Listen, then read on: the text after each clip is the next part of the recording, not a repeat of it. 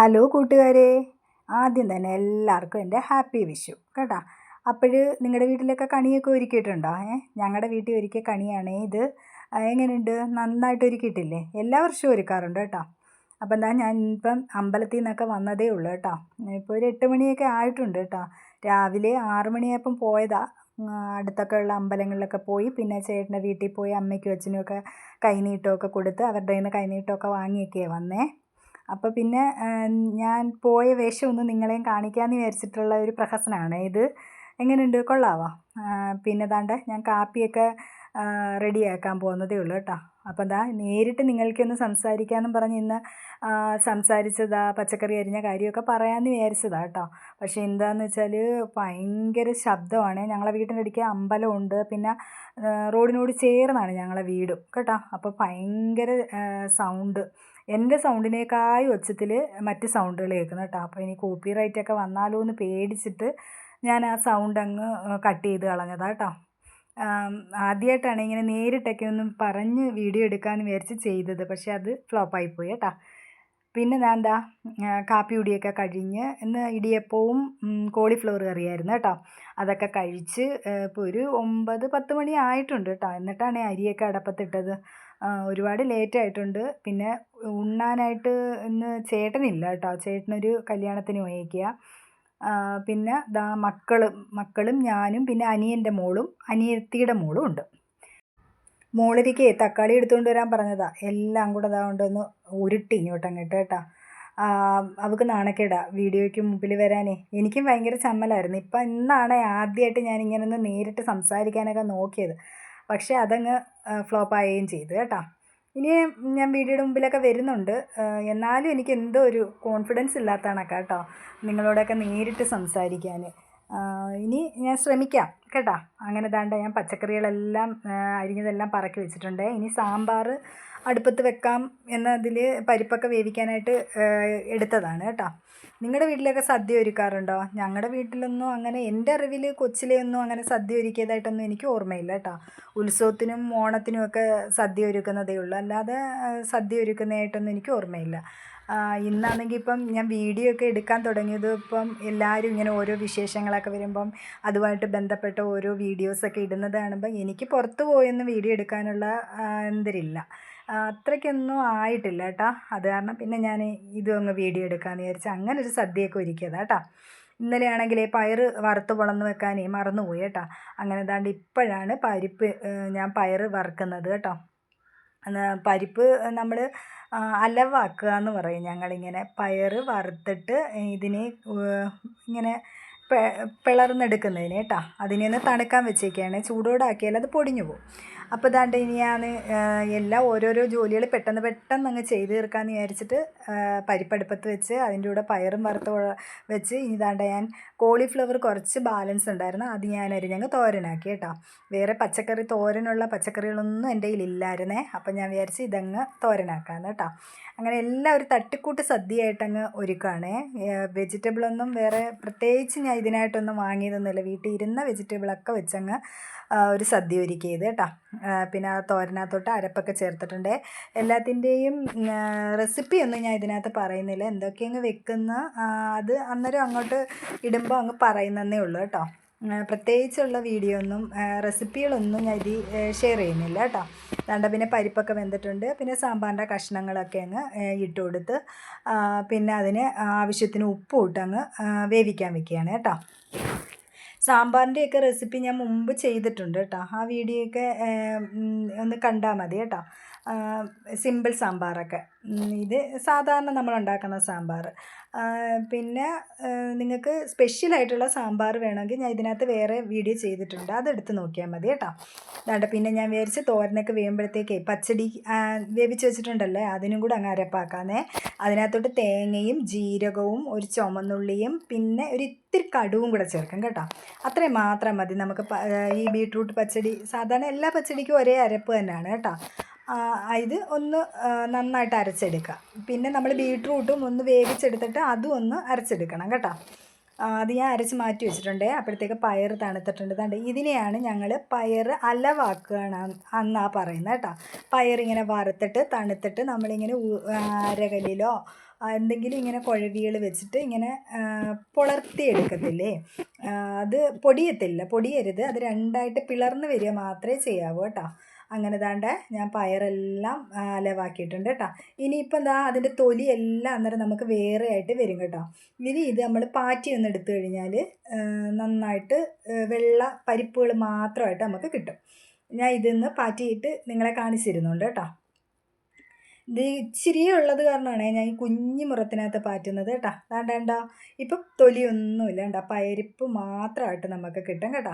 ഇനി ഇത് നമുക്ക് കഴുകി നമുക്ക് പരിപ്പ് കറി പായസം വെക്കുന്നതിന് ഇങ്ങനെയാണേ. നമ്മൾ ഞുറുക്ക് ഇതിനൊക്കെ പിളർന്ന പരിപ്പ് മേടിക്കാനും കിട്ടും. അതാകുമ്പോൾ നമ്മൾ ഒന്നുകൂടെ വറുത്തെടുക്കേണ്ടി വരും കേട്ടോ. ഇങ്ങനെ വറുത്തിട്ട് നമ്മൾ പിളർന്നെടുക്കുകയാണെങ്കിൽ വീണ്ടും നമ്മൾ വറക്കേണ്ട കാര്യമില്ല പായസം വെക്കുമ്പോഴേ. അല്ലാതെ അങ്ങ് നേരിട്ട് നമുക്ക് കുക്കറി വെച്ച് വേവിക്കാം. ഇനി ഇതാണ്ട് ഞാൻ കടുവൊക്കെ പൊട്ടിച്ച് ഇനി നമ്മൾ തോരൻ അങ്ങ് മാറ്റിയിട്ടുണ്ട് കേട്ടോ. ഞാൻ ഒരുപാട് പാത്രങ്ങൾ ഇങ്ങനെ വെറുതെ എടുത്ത് എല്ലാം കൂടെ വാരി വലിച്ചിട്ട് അങ്ങ് പരിപാലിക്കത്തൊന്നുമില്ല കേട്ടോ.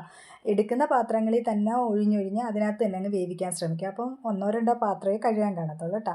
ഇപ്പം എന്താണ്ട് ഈ കുക്കറും ഈ ഒരു പാനും മാത്രമേ ഞാൻ വേവിക്കാനായിട്ട് എടുത്തിട്ടുള്ളൂ. പിന്നെ ഇതെല്ലാം പകർന്ന് വെക്കാനുള്ള കൊച്ചു കൊച്ചു സ്റ്റീലിൻ്റെ കിണ്ണികളും കേട്ടോ.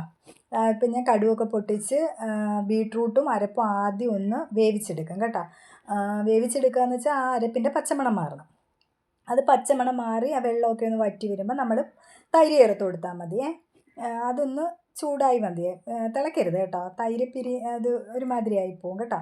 ഇനി അത് അങ്ങ് ഒരു പാത്രത്തിനകത്തോട്ട് മാറ്റിയിട്ടുണ്ട്. പച്ചടി റെഡിയായി, തോരനും റെഡിയായി, സാമ്പാർ അതാണ്ട് വെന്തിരിക്കുകയാണ്. ഇനി കടുക് പൊട്ടിച്ച് അതിൻ്റെ വെണ്ടയ്ക്കയും തക്കാളിയൊക്കെ ഒന്ന് വഴറ്റിയെടുക്കാൻ പോവുകയാണേ. ആദ്യം ചുവന്നുള്ളിയും വറ്റൽമുളകും ഒക്കെ ഇട്ട് വാട്ടി കടുക് പൊട്ടിച്ച് വെണ്ടയ്ക്ക അരിഞ്ഞതും ഇട്ട് അതൊന്ന് വാടി വരുമ്പോൾ തക്കാളി ഇടണം. പിന്നെ ഇതൊക്കെ ചിലവർ ഇങ്ങനെ വാട്ടിയിട്ട് വെക്കാറുള്ളൂ. ചിലവർ ഇത് ഈ തക്കാളിയും വെണ്ടയ്ക്കയും എല്ലാം അങ്ങ് സാമ്പാറിനകത്ത് ഇടത്തുള്ളൂ. അരപ്പ് മാത്രം ഇങ്ങനെ ഒന്ന് ചൂടാക്കി എടുക്കത്തുള്ളൂ കേട്ടോ. അരപ്പെന്ന് പറയുന്നത് പൊടികൾ, മുളക് പൊടി, മല്ലിപ്പൊടി, മഞ്ഞൾപ്പൊടി, ഉലുവാപ്പൊടി, പിന്നെ ഇച്ചിരി സാമ്പാർ പൊടി ചേർക്കാം. അല്ലാത്തവർക്ക് ഇത് മാത്രമായാലും മതി. ഞാൻ ഇതെടുത്ത് അതിനകത്തോട്ട് ഒഴിക്കുന്നതിന് പകരം അതെടുത്ത് അപ്പുറത്തോട്ടങ്ങ് ഒഴിച്ചു, കടുവിനകത്തോട്ടങ്ങ് ഒഴിച്ചു കേട്ടോ. പിന്നെ അത് ഇളക്കാനും പറ്റുന്നില്ല. പിന്നെ വീണ്ടും ഞാൻ തിരിച്ചൊഴിച്ച്, അറിയാതെ അബദ്ധത്തിൽ സംഭവിച്ചു പോയതാണ്. ഞാൻ കുക്കറിനകത്തോട്ട് ഒഴിക്കാനായിട്ട് വെച്ചത് മറിച്ച് കുക്കറിൽ നിന്ന് എടുത്ത് പാനിനകത്തോട്ടങ്ങ് ഒഴിച്ച്. പിന്നെ ഇച്ചിരി കായപ്പൊടിയും ചേർത്തിട്ടുണ്ട്. ഇനി ഇതൊന്ന് തിള വന്നു കഴിഞ്ഞാൽ നമ്മുടെ സാമ്പാർ റെഡിയായി കേട്ടോ. അതിനിതാണ്ട് വീണ്ടും ഞാൻ അടുത്ത പാത്രത്തിനകത്തോട്ട് ഒഴിച്ച് പകർന്ന് വെച്ച് കേട്ടോ. ഒരു ചെറിയ കുഞ്ഞി കലവാതാണ് കേട്ടോ, അതിനകത്തോട്ട് മാറ്റി വെച്ചിട്ടുണ്ട്. ഇനി ഈ പരിപ്പ് നമ്മൾ നേരത്തെ അലവാക്കി വെച്ചിരുന്നില്ലേ, അതിനെ ഒന്ന് വേവിച്ചെടുക്കണം. അതിനകത്തോട്ട് ഞാൻ 2-3 ചുമന്നുള്ളിയും ഒരു പച്ചമുളകും ഇച്ചിരി കറിവേപ്പിലയും ചേർത്ത് വേവിക്കാൻ വെച്ചിട്ടുണ്ട് കേട്ടോ. ഇനി അതൊന്ന് വെന്ത് വരുമ്പോഴത്തേക്ക് നമുക്ക് അരപ്പ് ചേർത്ത് കൊടുത്താൽ മതി. പരിപ്പെല്ലാം വെന്ത് കഴിഞ്ഞപ്പോഴത്തേക്ക് പരിപ്പിന് അരയ്ക്കാൻ അറിയാമല്ലോ എല്ലാവർക്കും. തേങ്ങയും ജീരകവും ചുമന്നുള്ളിയും വെളുത്തുള്ളിയും പച്ചമുളക് അരിഞ്ഞ് ചേർക്കുന്നവരും ഉണ്ട്, അരച്ച് ചേർക്കുന്നവരും ഉണ്ട് കേട്ടോ. അത് ഏത് വേണമെങ്കിലും ഉപയോഗിക്കാം നമുക്ക് കേട്ടോ. അതൊന്ന് ചൂടായി വരുമ്പോൾ നമുക്ക് കടുവാച്ചി ഒഴിച്ചു കൊടുക്കാം. വേണ്ട പരിപ്പ് കറി റെഡി ആയിട്ടുണ്ട് കേട്ടോ. അങ്ങനെ സദ്യയുടെ പരിപ്പും റെഡി ആയിട്ടുണ്ട്. ഇനി ഒരു വിഭവം കൂടെ ഉണ്ടാക്കാനുള്ള അവിയൽ. ഇനിയിപ്പം ഈ കുക്കർ ഒഴിഞ്ഞിട്ട് ഞാൻ അതിനകത്ത് അവിയലങ്ങ് വെക്കും കേട്ടോ. അപ്പം നമുക്ക് പാടില്ലല്ലേ, ഈ ഒരു കുക്കറിനകത്ത് തന്നെ എല്ലാം ഞാൻ ഉണ്ടാക്കിയത് കേട്ടോ. അപ്പോഴത്തേക്ക് അതിൻ്റെ ചോറെല്ലാം വെന്തിട്ടുണ്ട്, അതും ഒന്ന് അടച്ചിട്ടിട്ടുണ്ട്. ഇപ്പം മണി 12 ആവാറായിട്ടുണ്ടെന്ന് എനിക്ക് തോന്നുന്നു കേട്ടോ. ഇതാണ്ട് പക്ഷേ കുക്കറിൽ വേവിക്കുമ്പോഴേ ശ്രദ്ധിക്കണം, ഒരുപാട് വേവിച്ച് കളയരുത് കേട്ടോ.